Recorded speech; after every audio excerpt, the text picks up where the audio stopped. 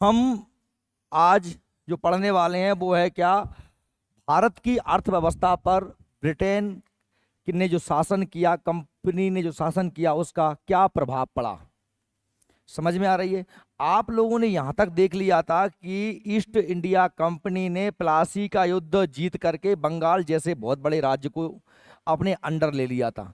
प्लासी के युद्ध के बाद में बक्सर का युद्ध होता है, आपने वो देखा था। बक्सर के युद्ध के बाद तो ये तय हो गया था कि बंगाल, बिहार और उड़ीसा जैसे समृद्ध राज्यों की दीवानी, दीवानी मतलब टैक्स उगाने का अधिकार किसको मिलेगा, अंग्रेजों को मिलेगा। और फिर आपने ये भी देखा था कि 1700 जब 65 में इलाहाबाद की संधि हुई, उसके बाद में क्लाइव ने आकर बंगाल में द्वैत शासन लागू किया था। क्या लागू किया था?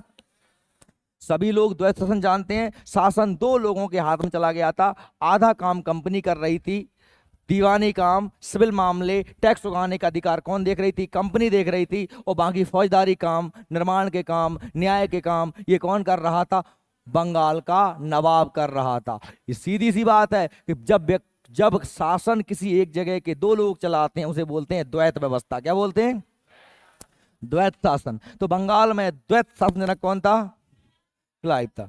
तो अब जब धीरे धीरे आप देखते हैं बाद में वॉरेन हेस्टिंग आता है। कौन आता है? वॉरेन हेस्टिंग 1772 में। कौन आता है?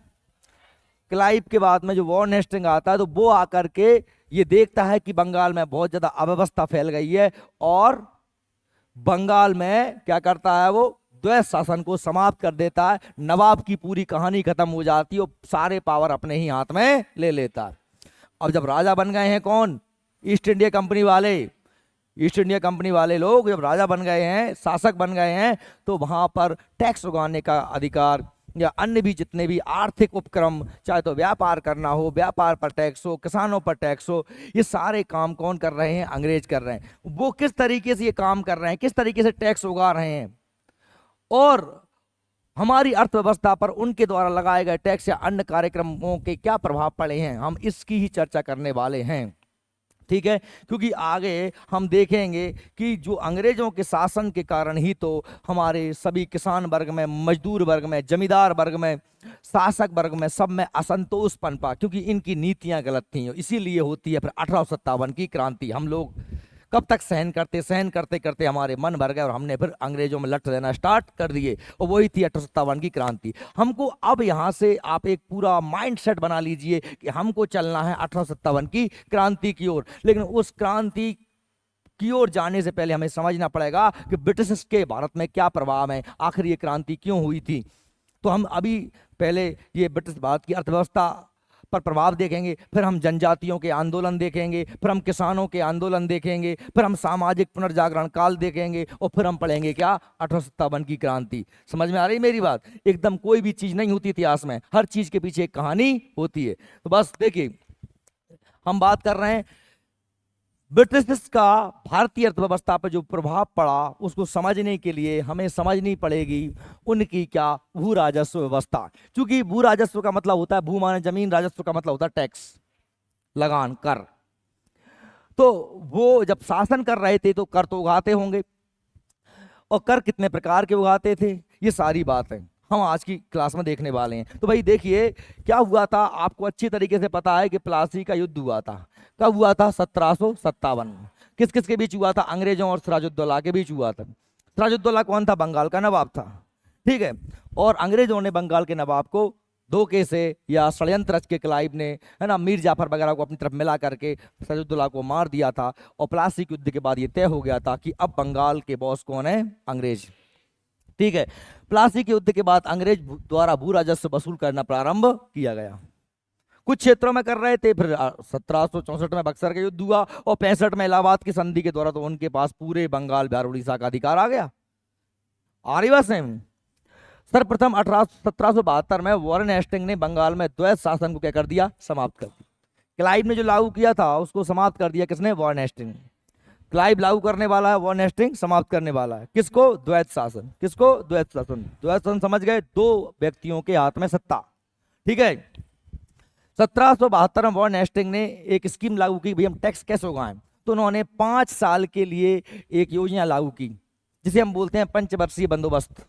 अब ये 5 साल की योजना मतलब क्या है कि भाई उन्होंने किसी व्यक्ति से कह दिया कि अगले 5 साल तक तू हमें इस गांव से इतना टैक्स उगा करके देगा। तो ये व्यवस्था लागू की किसने? वॉरेन हेस्टिंग्स ने लागू की, जिससे प्रत्येक क्षेत्र का राजस्व 5 वर्ष के लिए क्या कर दिया गया? निर्धारित कर दिया गया कि भाई 5 साल में इस गांव से हमें 5 लाख रुपए चाहिए। ये तय हो गया, ये तय हो गया। तो इसे क्या बोलेंगे? पंचवर्षीय बंदोबस्त। क्या बोलेंगे? पंचवर्षीय। किसने लागू किया था? Warren Hastings. और ये 5 साल कब हो गए? 72 से 77 में। कब हो गए? 72, 73, 74, 75, 77। तो 77 में इस व्यवस्था को क्या कर दिया गया? समाप्त कर दिया गया। उन्हें समझ में आया कि यार ढंग से टैक्स नहीं उग पा रहा है इस व्यवस्था से। तो फिर इसके बाद में 77 में जब यह व्यवस्था समाप्त हुई तो उसकी जगह हमने 1 वर्षीय, कि अब तो हर साल के लिए करा करेंगे। ये 5 साल में तो लोग बाग देते हैं नहीं देते हैं, इसलिए हर साल का अलग अलग टैक्स फिक्स कर देंगे। तो क्या कर दिया? 1 वर्षीय बंदोबस्त लागू किया। इस व्यवस्था में प्रति वर्ष भू राजस्व निर्धारित होता कि इस साल के लिए इतना टैक्स देना, इस साल के लिए इतना टैक्स देना।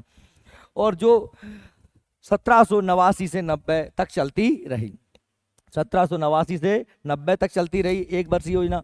लेकिन अब इन सारी व्यवस्थाएं, अब आप समझिए कि अंग्रेजों के पास एक बहुत बड़ा भूभाग आ चुका था। भले ही पूरे भारत पर अंग्रेजों का कब्जा नहीं हो पाया था, पर बहुत ज्यादा भूभाग पर ईस्ट इंडिया कंपनी ने आधिपत्य स्थापित कर लिया था। समझ में आ रही मेरी बात? अब भाई वो टैक्स वहीं से तो उगाएंगे जहां उनका कब्जा है। जहां तक मेरा इलाका है उसी में से टैक्स उगाऊंगा, इसलिए कि पास वाले का भी टैक्स ले आऊं मैं, ऐसा तो होगा नहीं। तो अंग्रेजों ने अब उनके अलग अलग क्षेत्र में अधिकार हो गया था भारत में। नीचे दक्षिण में मद्रास वगैरह से लेके उधर हमारे पश्चिम में मुंबई, उधर पूरब में बंगाल, कुछ उत्तर भारत के क्षेत्रों में अधिकार, उनका अधिकार हो गया था। तो उन्होंने अपने क्षेत्रों में कुछ टैक्स उगाने की व्यवस्थाएं लागू की। इन व्यवस्थाओं को हम अच्छे से समझते हैं। ये उनकी भू राजस्व व्यवस्थाएं हैं। 3 प्रकार की व्यवस्थाएं उन्होंने करी हैं। 3 प्रकार की व्यवस्थाएं उन्होंने की है। पहला है स्थायी बंदोबस्त, दूसरा है रैयतवाड़ी बंदोबस्त, और तीसरा है महलवाड़ी बंदोबस्त। हम पहले इन तीनों व्यवस्थाओं को अच्छे से समझ लेते हैं, फिर इनको एक एक करके पढ़ेंगे। तो जैसे मैं बात कर रहा हूं कि स्थायी बंदोबस्त जो था, इसको लागू करने वाला व्यक्ति कौन है? Lord Cornwallis. लॉर्ड कॉर्नवालिस ने स्थायी बंदोबस्त को लागू किया। कब लागू किया? 1793 में। कब लागू किया? 1793 में। और ये कहां लागू किया? ये किया बंगाल में, बिहार में, उड़ीसा में, उत्तर प्रदेश, बनारस, उत्तरी कर्नाटक। समझ में आ रही मेरी बात? स्थायी बंदोबस्तों को लागू करने वाला लॉर्ड कॉर्नवालिस है। लागू किया गया 1793 में। कहां लागू किया गया? बंगाल, बिहार, उड़ीसा। तो 3 तो राज्य हो ही गए मेनली, उत्तर प्रदेश, बनारस, उत्तरी कर्नाटक में इसको लागू किया गया। किसको? स्थायी बंदोबस्त। अब ये क्या था बंदोबस्त? इसमें ये था कि भाई हमेशा के लाने ये तय कर दिया गया कि फलाने गांव के जागीरदार आप हो। ठीक है, आपने अपने गांव में, अपने इलाके में भी जागीरदार होते हैं, जागीरदार जिन्हें अपन राव साहब वगैरह कहते हैं। तो ये जागीरदारी फिक्स कर दी गई। इस गांव के जागीरदार आप हो, इस गांव के मुखिया आप हो, इस गांव की जमीन का मालिकाना हक आपका है। किसान भले ही खेती कर रहा है, जमीन उसकी नहीं है। जमीन किसकी है? जागीरदार की है। आपने सुना होगा पहले आपके दादा पुराने लोगों से कि जमींदार साहब, राव साहब कह देते कि भैया हमारे गांव से हिट जाओ, तो तुम्हारे सभी खेती बाड़ी घर द्वार छोड़ के आपको अपनी बस ही बांध के गांव से निकलना होता था। क्योंकि वो गांव किसका होता था? जमींदार का। मालिकाना हक किसका होता था? जमींदार का। मालिकाना हक, मैं इस जमीन का मालिक हूं, ये किसान के पास नहीं था। समझ में आ रही मेरी बात? ठीक है, तो ये व्यवस्था चल रही थी। इस व्यवस्था को क्या नाम था? स्थायी बंदोबस्त। वो जमींदार का बेटा ही जमींदार हुआ करता था, जमींदार का बेटा ही जमींदार। तो ये ब्रिटिश सरकार ने राजस्व देने की जिम्मेदारी जमींदार को दी। और ये जितना भी ब्रिटिश क्षेत्र था, पूरे भारत की बात नहीं कर रहा हूं, जितना भी ब्रिटिश क्षेत्र था उसका 19% भूभाग पर स्थायी बंदोबस्त लागू था। कितने भूभाग पर? एक बार फिर से रिपीट करिए, स्थायी बंदोबस्त लागू करने वाला कौन था? कॉर्नवालिस। कब लागू किया गया? 1793 में। कहां लागू किया गया? बंगाल, बिहार, उड़ीसा, उत्तर प्रदेश, बनारस और उत्तरी कर्नाटक। और इसमें टैक्स उगाने का अधिकार था जमींदार को। जमींदार का बेटा जमींदार होता था, जमीन का मालिकाना हक जमींदार का होता था। वो टैक्स उगाकर किसको देता था? ब्रिटिश को। समझ में आ रही मेरी बात? देखिए, तो इस तरीके की ये जो व्यवस्था थी कि ये पूरा गांव है और ये इसका कौन है? जमींदार है। और ये किसको दे रहा है? अंग्रेजों को। मतलब ये एक मीडिएटर है। ये कौन है? मीडिएटर। इस गांव का मालिक है। ठीक है, इसी बात में ये व्यवस्था, अगली जो व्यवस्था है वो है कौन सी? रैयतवाड़ी बंदोबस्त। कौन सा है? रैयतवाड़ी। देखिए, रैयतवाड़ी व्यवस्था को लागू करने वाला व्यक्ति कौन था? थॉमस मुनरो और Colonel Reid. Thomas Munro, Colonel Reid. कौन सी व्यवस्था को किसने लागू किया? Thomas Munro, Colonel Reid.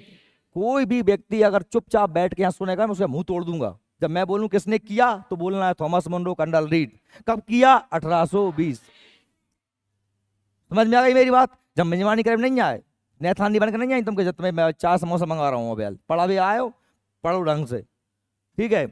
Thomas Munro, Colonel read जो व्यक्ति थे, उन्होंने रैयतवाड़ी व्यवस्था को लागू किया। कब लागू किया? 1820 में। और मुंबई, मद्रास, असम, पूरी बंगाल में इस व्यवस्था को लागू किया गया। यह व्यवस्था मुंबई, मद्रास, असम और पूरी बंगाल में लागू हुई। और इस व्यवस्था में क्या होता था कि अंग्रेजों को लगने लगा था कि ये जो जमींदार होते हैं, ये बीच में टैक्स खा जाते हैं, लोगों से उगाते हैं ज्यादा, हमें देते हैं कम। समझ में आ रही बात? स्थायी बंदोबस्त में लगने लगा था अंग्रेजों को कोई जमींदार लोगों से उगाते हैं टैक्स ज्यादा, हमको देते हैं कम। इसलिए उन्होंने ये मीडिएटर को हटा दिया और कंपनी ने अपने अधिकारी कर्मचारियों से सीधे ही टैक्स उगाने का काम शुरू कर दिया। सीधे ही टैक्स उगाने का काम देखिए, इस ब्रिटिश सरकार को राजस्व देने की जिम्मेदारी किसान की हो गई। और यहां पर भूमि का मालिकाना हक, भूमि का मालिक कौन हो गया? स्वयं किसान हो गए। कौन हो गया? तो आप देख पा रहे हैं कि सबसे बड़े भूभाग पर यही व्यवस्था लागू थी। 51% भूभाग पर, ब्रिटिश क्षेत्र के 51% कौन से क्षेत्र के? ब्रिटिश क्षेत्र के 51% भूभागों पर कौन सी व्यवस्था लागू थी? रैयतवाड़ी व्यवस्था लागू थी। कौन सी व्यवस्था लागू थी? रैयतवाड़ी। समझ गए ना? जहां जमीन का मालिकाना हक किसका है? किसान का। किसान सीधे ही टैक्स किसको दे रहा है? कंपनी को। समझ में आ रही है? ठीक है। और महलवाड़ी बंदोबस्त, महल शब्द का अर्थ होता है गांव। क्या होता है? गांव। यह व्यवस्था लागू करी थी किसने? हॉल्ट मैकेंजी ने। किसने लागू की थी? 1822 में। 1822। हॉल्ट मैकेंजी 1822 में। कौन सी व्यवस्था लागू करने वाला है भैया? महलवाड़ी। और इसे महलवाड़ी शब्द का अर्थ है महल मतलब गांव। तो ब्रिटिश ने इसको लागू करने कहां पर किया? उत्तर प्रदेश, मध्य प्रांत और पंजाब। उत्तर प्रदेश, मध्य प्रांत और पंजाब। मध्य प्रांत हमारे आज का मध्य प्रदेश है, और पंजाब में यह व्यवस्था लागू की गई। ठीक है। तो इस पर क्या होता था कि जो गांव होता था, एक गांव की जवाबदारी एक व्यक्ति को दी जाती थी। एक गांव की जवाबदारी एक व्यक्ति को दी जाती थी। इसमें और इसमें, स्थायी बंदोबस्त में और महलवाड़ी में क्या अंतर है? यहां पर हर किसान से अलग अलग टैक्स लेता था और जमींदार टैक्स उगा करके देता था। किसको देता था? ब्रिटिश को, अंग्रेजों को, कंपनी को। यहां पर अलग अलग व्यक्ति से टैक्स भले ही उगाना हो, यह किसकी जवाबदारी है? गांव के मुखिया की। लेकिन कितना तुम उगा रहे हो, क्या कर रहे हो, कितने किसान, किस किसान के पास कितनी जमीन, इससे अंग्रेजों का कोई लेना देना नहीं था। अंग्रेजों ने तो कह दिया कि मुझे इस फलाने गांव से 50 लाख रुपया चाहिए। तुम किससे उगा रहे हो? तुम खुद अपनी जेब से दे के आ रहे हो या सब गांव से उगा रहे हो? क्या नहीं कर रहे हो? ये जवाबदारी किसकी है? उस गांव के मुखिया की। यहां पर होता था हर व्यक्ति से अलग अलग टैक्स उगा करके हर व्यक्ति के नाम की लिस्ट के साथ लिस्ट सौंपता था। वो कहां पे? कंपनी को। तो यहां पर वो पूरे गांव की एक मुश्त राशि जो फिक्स की गई थी उसको देता था महलवाड़ी बंदोबस्त में। आई बात सही में? तो ये पूरे ब्रिटिश क्षेत्र के 30% भूभाग पर लागू थी। बात सही में आ गई? ये थी 19% पर, स्थायी बंदोबस्त 19% पर, रैयतवाड़ी 51% पर, महलवाड़ी 30%। इसको स्थायी बंदोबस्त को लागू करने वाला लॉर्ड कॉर्नवालिस, रैयतवाड़ी को लागू करने वाला थॉमस मुनरो, कर्नल रीड, और महलवाड़ी को हॉल्ट मैकेंजी। रैयतवाड़ी स्थायी बंदोबस्त लागू था 1793 में, रैयतवाड़ी 1820, महलवाड़ी 1822। स्थायी बंदोबस्त बंगाल, बिहार, उड़ीसा, उत्तर प्रदेश, बनारस, उत्तरी कर्नाटक। रैयतवाड़ी मुंबई, मद्रास, असम, पूरी बंगाल। महलवाड़ी बंदोबस्त उत्तर प्रदेश, मध्य प्रांत और पंजाब। ठीक। और साथ में इसमें क्या था कि कंपनी ने जमींदार नियुक्त किए थे, जमींदारों के पास मालिकाना हक था और वह किसानों से टैक्स उगाकर कंपनी को देते थे। और यह 19% भूभाग पर लागू थी। रैयतवाड़ी में ब्रिटिश सरकार ने सीधा किसानों को मालिकाना हक दे दिया, किसान सीधे ही कर देते थे कंपनी को, और ये 51% भूभाग पर लागू थी, जो सबसे ज्यादा है।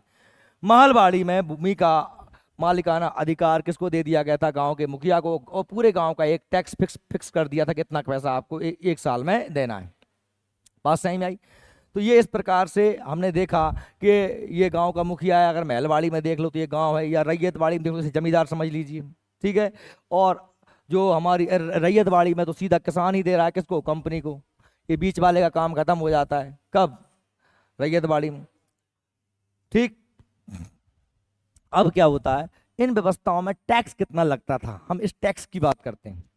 जैसे कि जो पहली व्यवस्था थी स्थायी बंदोबस्त, इसमें 10/11 हिस्सा अंग्रेज को और 1/11 हिस्सा जमींदार। मतलब क्या, अगर किसी किसान, किसी जमींदार ने 11 बोरे टैक्स के रूप में फसल, गेहूं वगैरह, गेहूं के 11 बोरे कट्टे लेके आया है, तो 10 कट्टे किसको देगा? अंग्रेजों को। 1 कट्टा रखेगा अपने पास। यह व्यवस्था की थी किस व्यवस्था में? स्थायी बंदोबस्त। समझ में आई मेरी? तो ये याद रख लेना, 10/11 हिस्सा अंग्रेजों को और 1/11 हिस्सा, या 10 में से 11 में से 10 बोरा कंपनी को और 1 बोरा अपने पास। समझ में आई मेरी बात? ठीक है। और इस रैयतवाड़ी बंदोबस्त में क्या था, इसमें जो कर था सीधा फिक्स किया गया था, किसके लिए? किसानों के लिए। तो इसमें कर की दरें बहुत ज्यादा थी। उपज का 33 से 50%। 33 से 50% मतलब समझ रहे हो? 1/3 से 1/2, मतलब आधा। अगर आपके 100 क्विंटल गेहूं निकला है तो 50 क्विंटल को ले गए, अंग्रेज ले गए टैक्स के रूप में। समझ रहे मेरी बात? कौन सी व्यवस्था में? रैयतवाड़ी। क्योंकि यहाँ पर किसान सीधा किसको दे रहा है? कंपनी को दे रहा है। कंपनी ने लगा दिया पटवारी टाइप के अधिकारी, है ना। और महलवाड़ी में क्या था, पहले उपज का 60% पूरे गांव में, और बाद में उसको कम करके कितना कर दिया? 50%। बात वही है, 50-60%। बहुत ऊंची दरें हैं ये।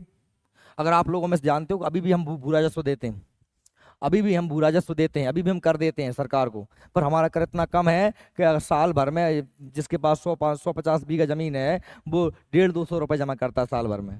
कितना ही कमाता हो, 100-150 रुपये, जिसे हम बोलते हैं अपनी भाषा में तौजी। क्या बोलते हैं? तौजी बोलते हैं। पटवारी को जमा करनी पड़ती है, एक साल में एक बार भू राजस्व जमा करना पड़ता है। लोगों ने सालों से नहीं करेगा, चुने तो लाखों, मतलब 10-10, 20-20 साल से जमा ही नहीं करे, क्यों? भूल ही जाते हैं। अब ज़्यादा टैक्स होता तो याद रहता लोगों को, ठीक है। समझ में आई? स्थायी बंदोबस्त में कितनी? 10/11 या 1/11। रैयतवाड़ी में 33 से 50%, और महलवाड़ी में 66 से 50%। ठीक। ये चित्र इस बात को दर्शा रहा है आपको कि किस तरीके से किसानों की हालत खस्ता हो गई। क्योंकि आप लोग देखेंगे, जब इतनी भारी मात्रा में टैक्स देना पड़ता था कि 50% फिक्स कर दिया कि आपका 5 बीघा खेत है, उसमें से उन्होंने कह दिया 25 कुंटल गेहूं या 50 कुंटल गेहूं निकलेगा, तो 25 कुंटल आपको किसको देना है? अंग्रेजों को देना है। अब हो गया कि भाई पानी नहीं बरसा, उपज कम निकली, उपज कुल निकली 25 कुंटल ही। अब 25 कुंटल में से आपको 25 कुंटल तो अंग्रेजों को ही देना था। अब आपके बच्चे क्या खाएंगे? भूखों मरोगे। तो आप अपने बच्चों के खाने पीने की व्यवस्था करने लगे, तो आपको अंग्रेजों का तो फिक्स है, उनको देना ही पड़ेगा, चाहे तुम कुछ भी करो। तो फिर क्या होता था, सूदखोर बढ़े। सूदखोर समझ रहे हो? साहूकार। वो साहूकारों से पैसा लेते थे और साहूकारों से पैसा लेकर अपना टैक्स भरते थे, और भारत की स्थिति बहुत ही दयनीय होती चली गई। अगर हम स्थायी बंदोबस्त में देखें तो वहाँ जमींदार अनाप शनाप कर वसूल रहे थे, क्योंकि जमींदारों के पास ही जमीन का मालिकाना हक हुआ करता था, और वो चाहते थे जो टैक्स नहीं देता था उसे, उसकी जमीन अपने छुड़ा लेते थे, उसको गांव से भगा देते थे। तो कंडीशन खराब हो गई। जबकि आप रैयतवाड़ी में देखेंगे तो उन्हें 50% टैक्स फिक्स कर दिया। इतना टैक्स कैसे भरें लोग? और महलवाड़ी में भी तो वही, इनमें रैयतवाड़ी में और महलवाड़ी में सूदखोरों का तो सीधा सा, सूदखोर या जो हमारे साहूकार हैं उनको बढ़ावा मिला, लोगों की स्थिति बहुत ही गंभीर होती चली गई। अब हम एक एक व्यवस्था को देखेंगे। सबसे पहले बात करना है किसकी? स्थायी बंदोबस्त। स्थायी बंदोबस्त की, जैसे कि मैंने आपसे बात की, ये मैप में आप देख पा रहे हैं कि कहाँ कहाँ लागू है। देखिए, आप देखें स्थायी बंदोबस्त का जनक कौन है? Lord Cornwallis. ये वेरी मोस्ट पॉइंट, आप इसको अच्छे से याद कर लीजिएगा। 1790 में अस्थायी तौर पर इसे लागू किया गया, मगर 1793 में इसे क्या कर दिया गया, स्थायी कर दिया गया। पहले से प्रयोग के तौर पर टेस्ट किया था कब, 1790 में। लगा कि हाँ यार ये तो बढ़िया, अपन को कोई टेंशन है नहीं है, जमींदार जाने उसका काम जाने, वो अपने आप टैक्स उगा हमको दे रहा है, हम काहे को परवाह करें। इसलिए उन्होंने पुलिस व्यवस्था को हमेशा के लिए परमानेंट कर दिया। कब कर दिया, 1793 में। ठीक है, जनक कौन है, लॉर्ड कॉर्नवालिस। ये क्वेश्चन वेरी मोस्ट है, स्थायी भू बंदोबस्त का जनक कौन है भैया, लॉर्ड कॉर्नवालिस। आप आगे भी पढ़ोगे, बहुत बार पढ़ोगे। और इसे ही जमींदारी व्यवस्था या फिर इस्तमरारी व्यवस्था के नाम से भी जाना जाता है। किसको, स्थायी बंदोबस्त। जमींदारी व्यवस्था कह दूं या इस्तमरारी व्यवस्था के नाम से भी इसको ही जाना जाता है। साथ ही इस व्यवस्था में जमींदार को भूमि का स्वामी, वेरी मोस्ट, स्थायी व्यवस्था भूमि का स्वामी कौन है, जमींदार है। जमींदार है। उसे बंगाल, बिहार, उड़ीसा के क्षेत्र, बनारस, कर्नाटक के कुछ हिस्सों में लागू किया गया। ये बंगाल, बिहार, उड़ीसा हो गया, और ये उत्तरी कर्नाटक वगैरह। आप जानते हैं ये हिस्सा क्या था, कर्नाटक था। अभी वर्तमान में कर्नाटक ये है, लेकिन ये था कर्नाटक। कर्नाटक का युद्ध याद आ रहा है, ठीक है भैया। स्थायी बंदोबस्त भारत के कुल 19% भूभाग पर लागू था। किस भारत के, ब्रिटिश भारत के। भाई सारे भारत पर तो कब्जा नहीं है ना उनका, जितना उनके कब्जे में है उसके 19% भूभाग पर क्या लागू था, स्थायी बंदोबस्त। यह तय किया गया था कि एकत्र किए गए भू राजस्व का 10/11 हिस्सा अंग्रेजों को दिया जाएगा और 1/11 हिस्सा जमींदार के पास रहेगा। जैसे कि 11 बोरे गेहूं के लेके आए तो जमींदार 10 अंग्रेजों को जमा कर देगा, 1 अपने पास रख लेगा। जमींदारों को उनके स्वामित्व में भूमि के उत्तराधिकारी के लिए वंशानुगत अधिकार दे दिए गए। मतलब जमीन का मुखिया जमींदार था, और जमींदार के मरने के बाद उसका बेटा ही जमींदार बनता। वंशानुगत का मतलब यही होता है, क्या होता है मेरे, है ना, जमींदार के बाद उसका बेटा जमींदार। क्लियर। आगे बात कर रहे हैं स्थायी व्यवस्था में जगीदार। देखिए इस जमींदारी व्यवस्था के अंतर्गत जमींदार किसानों का अत्याधिक शोषण करते थे। वो 15 बोरा उगाते थे और 5 बोरे अपने पास रखते थे और 10 बोरे देते थे किसको, अंग्रेजों से कहते हम तो कम ही उगा के ला रहे हैं। और ठीक है, अंग्रेजों को ने जब ये तय कर दिया कि तुम जानो तुम्हारा काम जाने, तो वो किसानों का क्या कर रहे थे, भयंकर शोषण कर रहे थे। वह स्थायी बंदोबस्त व्यवस्था के अंतर्गत तय की गई सीमा से अधिक कर वसूलते थे, और जमींदार यदि निश्चित तिथि तक कंपनी को लगान नहीं देते थे तो ऐसी स्थिति में सूर्यास्त कानून के द्वारा उनकी जमींदारी को छीन लिया जाता था। ये सूर्यास्त कानून क्या है, मतलब तय कर दिया कि साहब 25 जनवरी तक आपको कर जमा करना है, और 25 जनवरी के संध्या के जैसे ही सूरज डूबो और तुमने यदि कर जमा नहीं कर पाओ तो आपकी जमींदारी गई। संध्या तक, सूर्य अस्त तक आपको समय दिया गया है। कहाँ से ला रहे हो, कैसे ला रहे हो, तो आप पूरा कर जमा करिए। अगर नहीं कर पाओगे तो आपकी जगह किसी और को जमींदार बना दिया जाएगा। समझ में आ रही बात।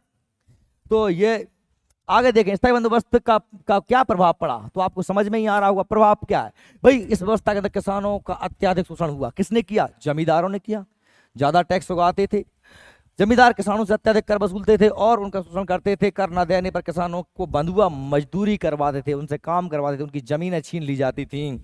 ब्रिटिश ईस्ट इंडिया कंपनी को इस व्यवस्था से एक निश्चित आय प्राप्त होती थी। ब्रिटिशों को क्या लेना देना, तुम मरो जियो भूखे मरो, उन्हें तो ना किसानों से मतलब है और ना उन्हें जमींदारों से मतलब है। जमींदार अगर सूरज डूबने से पहले कर नहीं देगा तो उसकी जगह वो किसी और जमींदार बना देंगे। तो इस प्रकार से बहुत भयंकर अत्याचार लोगों पे होने लगा। स्थायी बंदोबस्त व्यवस्था के कारण जमींदार अत्याधिक शक्तिशाली हो गए, बहुत पैसा उगाते थे और उन्होंने कंपनी को का भी समर्थन किया। क्यों कंपनी का समर्थन उन्होंने क्यों किया, क्योंकि कंपनी के वजह से तो मजे मार रहे थे। कंपनी ने तो अधिकार दिया था लोगों से कर वसूलने का, ठीक है। बहुत पैसे वाले हो गए जमींदार। और इसके बाद में हम बात करते हैं किस व्यवस्था की, रैयत वाली व्यवस्था की। रैयत वाली व्यवस्था जो है, हमने कहा कि रैयत शब्द का जो अर्थ होता है क्या होता है, किसान होता है। आप जानते हैं रैयत वाली व्यवस्था में जमीन का मालिक कौन होता है, किसान होता है। किसान सीधे ही टैक्स किसको देता है, कंपनी को देता है, ठीक है। रैयत वाली बंदोबस्त के अंतर्गत कर सीधा किसानों से वसूला जाता था। इसमें किसान ही भूमि का कौन है, मालिक। इससे जमींदार तो नाखुश होंगे ही होंगे, क्योंकि उन्हें लगने लगा था अंग्रेजों को कि स्थायी बंदोबस्त के अंतर्गत जमींदार किसानों से ज्यादा कर वसूलते हैं और हमको देते हैं कम, तो इनको हटाओ बीच वालों को। तो मीडिएटर को हटा दिया। इस व्यवस्था के जनक कौन थे, कर्नल रीड और थॉमस मुनरो। हम अभी पढ़ के आए, कर्नल रीड और थॉमस मुनरो, ठीक है। इस व्यवस्था का मुख्य उद्देश्य सरकारी आय में वृद्धि करना और किसानों के हित में वृद्धि करना। सरकार की आय भी बढ़ जाए और किसानों का शोषण भी ना हो जो जमींदार कर रहे थे, यह उसका उद्देश्य था। पर इसमें गलती क्या कर दी, इसमें गलती ये कर दी कि भाई इसमें दर किस जो है कर की जो दरें हैं, टैक्स की जो दरें हैं वो बहुत ऊंची रख दी, 33 से 50%। इस व्यवस्था को मद्रास मुंबई क्षेत्र में लागू किया गया। अब ये आप जानते हैं मद्रास, ये पूरा क्षेत्र क्या है, मद्रास क्षेत्र हो गया पूरा। भले मद्रास तो वहां पर है यहाँ पर, लेकिन चूंकि ये पूरा मद्रास प्रेसिडेंसी के अंतर्गत आ गया। मुंबई का मतलब अकेला मुंबई शहर मत समझिएगा, मुंबई का मतलब होता है पूरा का पूरा महाराष्ट्र और पूरा का पूरा मुंबई क्षेत्र। महाराष्ट्र गुजरात क्या में आते हैं, मुंबई के अंतर्गत। मद्रास के अंतर्गत पूरा दक्षिण आ रहा है और बंगाल के अंतर्गत ये पूरा क्षेत्र आ रहा है। अंग्रेजों की 3 प्रेसिडेंसियां मैं पहले भी बता चुका हूं। इसे बोलते हैं क्या, बंगाल, इसे बोलते हैं मुंबई, इसे बोलते हैं मद्रास। ठीक है, तो भैया क्या हुआ था, इसको मद्रास मुंबई असम, मद्रास मुंबई और ये असम का क्षेत्र है, यहां पर ये हरे रंग का है, वो क्या है, वो है रैयतवाड़ी व्यवस्था को लागू किया गया। और इसको सबसे ज्यादा क्षेत्र में लागू किया गया कितने परसेंट भूभाग पर, 50%। ब्रिटिश भारत के 50% भूभाग पर रैयतवाड़ी व्यवस्था लागू की है, जिसके अंतर्गत किसान जमीन का मालिक है, सीधा कंपनी को टैक्स देता है। आप इसमें देखेंगे कि रैयतवाड़ी व्यवस्था को सर्वप्रथम 1792 में कर्नल रीड व थॉमस मुनरो ने इस व्यवस्था को दक्षिण भारत के में 12 महल जिलों में लागू किया था, लेकिन इसको स्थायी रूप से कब लागू किया गया, 1820 को। यह प्रयोग के तौर पे दक्षिण भारत में लागू किया था किसने, कर्नल रीड और थॉमस मुनरो ने 1792 में। लेकिन 1820 में इस व्यवस्था को पूरे मद्रास प्रांत में लागू किया। कब लागू किया, किसने लागू किया, Thomas Munro, Colonel Reid. Thomas Munro इस व्यवस्था का गवर्नर नियुक्त किया गया। 1825 में यह व्यवस्था मुंबई प्रांत में लागू की गई और आगे चलकर यह असम के क्षेत्रों में भी लागू की गई। 1820 में दक्षिण में, 1825 में मुंबई में और फिर बाद में असम में लागू की गई। रैयत वाली व्यवस्था में भू राजस्व की दरें स्थायी नहीं थी, बल्कि इनमें उतार चढ़ाव होता रहता था। मतलब फिक्स नहीं थी कि 50% ही देना है। किसानों को, अंग्रेजों को लगता था कि इस बार तो अच्छी पैदा होने वाली, तो कर बढ़ा देते थे। समझ रहे मेरी बात। तो देखिए, रैयत वाली व्यवस्था में सरकार ने उपज का मूल्य का 33% से लेकर 50% तक भू राजस्व वसूलना शुरू कर दिया। ये बहुत ज्यादा है, आधा ले गए। हमने कम उगाया 100 कुंटल, 50 कुंटल ले गए अंग्रेज। तो हम 50 कुंटल में पूरी लागत भी निकालना है, घर के खर्चे भी निकालना है, ये संभव ही नहीं था। तो किसानों की स्थिति बिगड़ती गई। कर जमा ना करने के कारण सूदखोर साहूकारों से पैसा लेना पड़ा ब्याज पे, और किसानों की स्थिति बिगड़ती गई। कर निराश कर दिया गया। व्यावहारिक रूप से देखा जाए तो अंग्रेजी सरकार उपज का आधे से अधिक कर वसूल करते थे। इस व्यवस्था में भू राजस्व वसूली का कार्य सरकारी कर्मचारी यानी कि पटवारी वगैरह जो भी उस समय कंपनी नियुक्त करती थी वो लोग करते थे। आगे आप इस व्यवस्था में देखें कि इस व्यवस्था के अंतर्गत किसानों को बिचौलियों से तो मुक्ति मिल गई। इसका अगर हम प्रभाव देखें, रैयत वाली व्यवस्था का क्या प्रभाव पड़ा कि इस व्यवस्था के कारण बिचौलिए चले गए। बिचौलिए मतलब कौन, जो जमींदार थे वो लोग चले गए। मिली किसानों को भूमि का मालिकाना हक भी मिल गया, पर इस व्यवस्था में कर की दरें अधिक थी, जिस कारण किसानों का क्या हुआ, शोषण हुआ। इस व्यवस्था से साहूकारों को पैदा किया गया, जो कि किसानों को ब्याज से पैसा देते थे और किसानों से ब्याज वसूलते थे। ब्याज न देने के कारण किसानों की जमीन को गिरवी, क्योंकि किसानों के पास अभी क्या था, भूमि का अधिकार था। किसानों की जमीनें खरीद लेते थे या किसानों की जमीनों को गिरवी रख लेते थे और उसके बदले में ही तो वो पैसा देते थे ब्याज पर।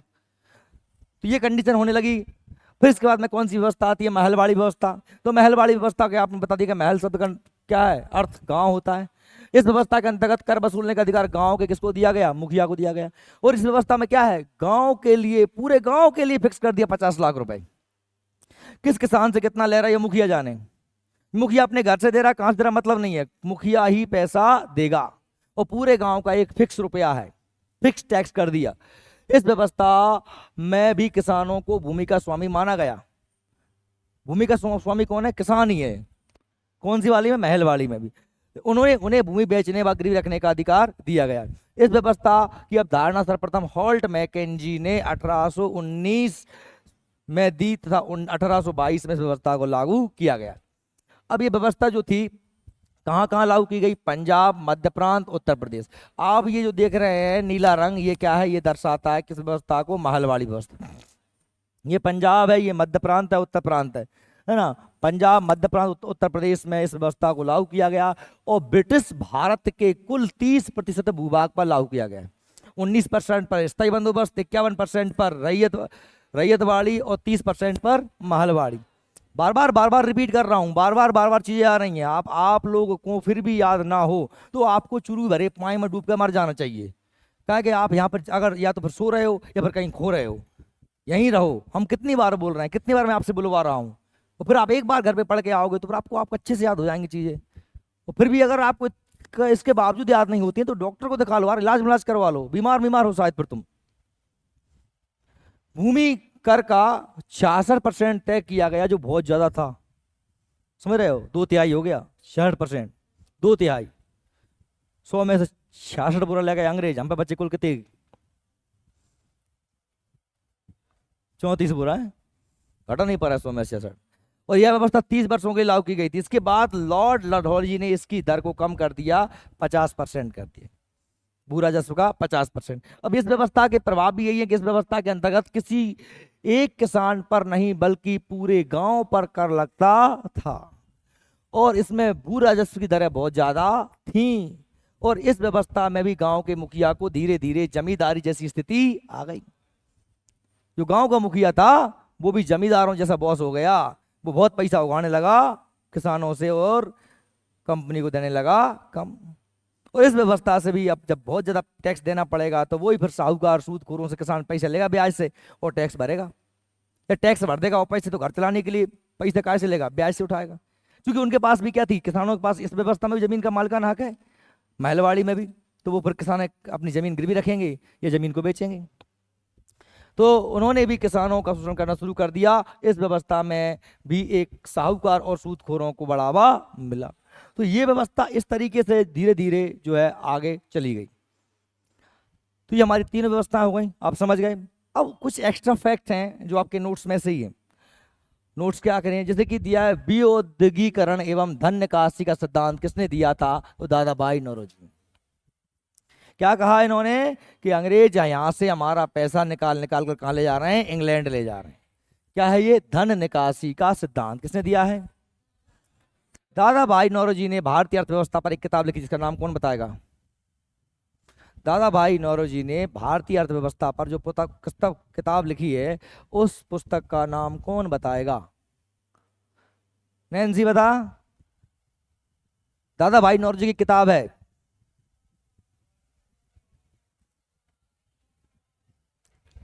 Poverty in un-British rule in India, poverty in un-British rule in India. ये किताब किसकी है, दादा भाई नौरोजी की। इस किताब में उन्होंने कहा है कि भारत का सारा पैसा निकाल कर इंग्लैंड कहाँ ले जा, अंग्रेज कहाँ ले जा रहे हैं, इंग्लैंड ले जा रहे हैं। इसी को क्या बोलते हैं, धन निकासी का सिद्धांत। धन निकल गया, समझ में आ रही मेरी बात। ताराशंकर बंदोपाध्याय के उपन्यास गणदेवता, ये ताराशंकर बंदोपाध्याय एक व्यक्ति जिन्होंने एक उपन्यास लिखा, इसका नाम क्या है, गणदेवता, में जजमानी प्रथा का वर्णन किया है। किस प्रथा का वर्णन किया, जजमानी प्रथा। कवास जी नाना भाई ने 1854 में भारत में पहला सूती मिल समझते हो ना, कपास से कपड़ा बनता है, कारखाना कहां पर खोला था, मुंबई में खोला था। कवास जी नाना भाई ने, कवास जी टावर जी ने बोलते हैं, भारत का पहला सूती कपड़ा मिल, कपास से कपड़ा बनाने की फैक्ट्री 1854 में कहां खोली थी, मुंबई में। 1855 में जॉर्ज ऑकलैंड के द्वारा बंगाल के रिसरा में जूट मिल स्थापित किया गया था।